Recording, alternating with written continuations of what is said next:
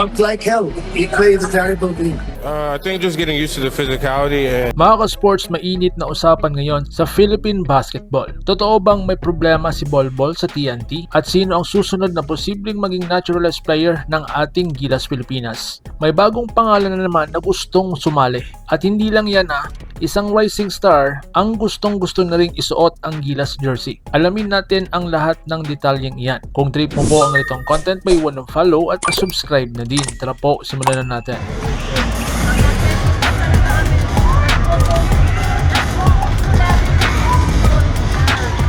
Unang-una po sa lahat, nilinaw ni Coach Chat Reyes ang kumakalat na issue na walang problema kay Bolbol. Ayon kay Coach Chat, bukas ang komunikasyon nila sa loob ng team. Hindi raw sakit ng ulo ang dating NBA player at sa katunayan, coachable pa nga ito. Mga ka-sports, ang tanging dahilan lang ng kanyang absence niya sa isang practice ay yung food poisoning bago ang kanilang laro kontra Meralco. Pero higit pa sa paliwanag na yan, mas mahalagang punto ang sinabi ni Coach Chat na ang development ng player ay hindi lang nakikita sa stats. Oo, nagpasabog si Bolbol ng kadalasan ng 35 points, 14 rebounds at 4 na blocks. Pero ayon kay Coach, may mga lapses pa rin lalo na sa transition defense, communication sa court at dito pumapasok ang tunay na sukatan ng isang elite player, ang willingness na matuto at tumanggap ng corrections. Kapag naayos ni Bolbol ang depensa niya habang pinapanatili ang offensive dominance, siguradong magiging mas deadly pa siya sa sistema ng TNT.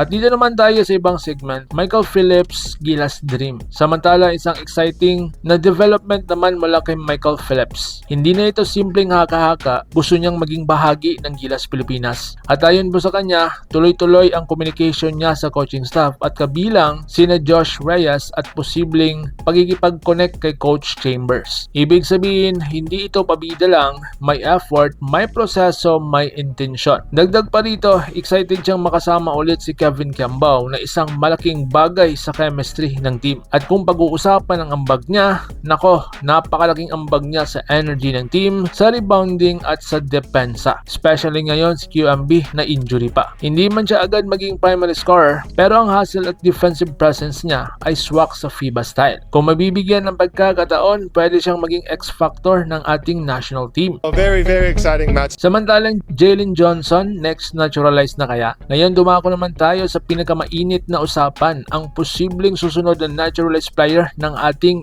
national team. Bukod kay Bolbol na tinitignan, isang pangalan ang umuusbong, si Jalen Johnson ng Rain or Shine. Sa isang interview, diretsahan niyang sinabi, "If God wills it, why not?" Ibig sabihin, bukas po siya sa posibilidad na maging Filipino citizen at maglaro para sa Gilas. At hindi lang basta hype ito tinitingnan ang kanyang numbers sa kanyang performance. Kumaba na lang naman siya sa PBA ng 27.8 points, 13.6 rebounds at 4.3 assists per game. At ang standing ng kanyang team, wala pa pong talo until this video sa ating pag-record. Standing at 6'9" at nasa prime age na siya na 29, swak na swak po siya sa pangangailangan ng ating national team. Ano po ang kanyang edge? 3-level scorer, kayang maglaro inside at outside, napakalakas sa rebounds at team player at playmaker.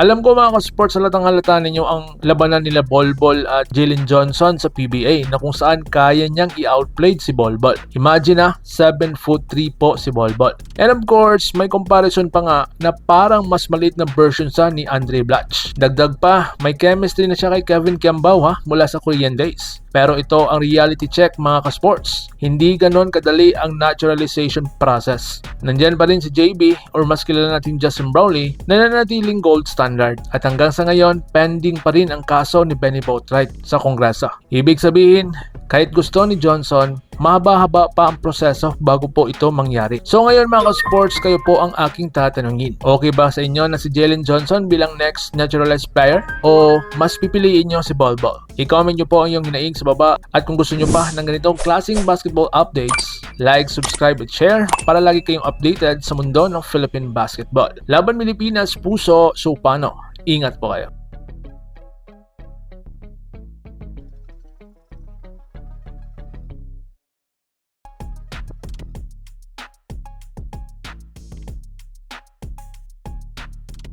Mga ka-sports, kung hilig ninyong bumili ng mga Gilas jersey, gilas accessories at mga gamit na pang basketball.